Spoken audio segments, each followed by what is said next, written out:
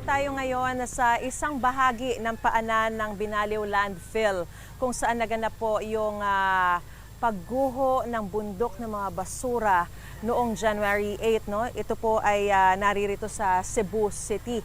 At day 7 na po ngayon ay sinasagawang rescue operations sa 23 pang nawawala. So sa buong magdamag po, no, hindi naman po tumigil ang rescue operations kasi 24 oras na po yung ginagawa nilang search and rescue operations. At base sa impormasyon na kuha po natin, wala pong nadagdag dun sa 13 mga na-recover ng mga bangkay mula dun sa guho. So hanggang ngayon ay tuloy-tuloy pa rin po yung operations na ginagawa po nila sa 23 pa pong nawawala.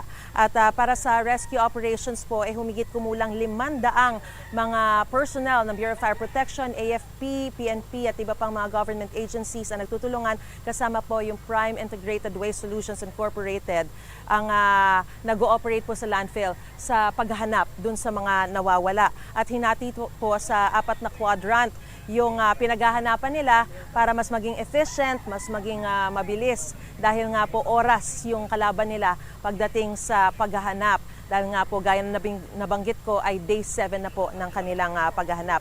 At tinutulungan po sila ng mga heavy equipment gaya po ng mga crane at mga backhoe. Ito po nakikita ninyo sa aking likuran ay yung mga debris na nakuha o nahukay mula doon sa pinangyarihan ng guho.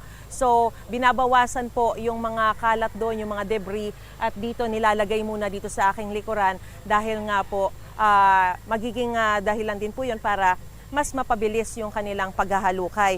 So, una nang sinabi ng Prime Waste Solutions, Prime Integrated Waste Solutions Incorporated na nakikipagtulungan sila sa pamahalaan para tulungan yung mga apektado ng guho, no? Bagamat hindi pa sila nagbibigay ng karagdagang impormasyon o pahayag kaugnay nga po sa nangyaring pagguho. Sa ngayon, ipinagbabawal muna ang lumapit pa rin doon sa gumuhong landfill dahil sa posibleng panibagong pagguho.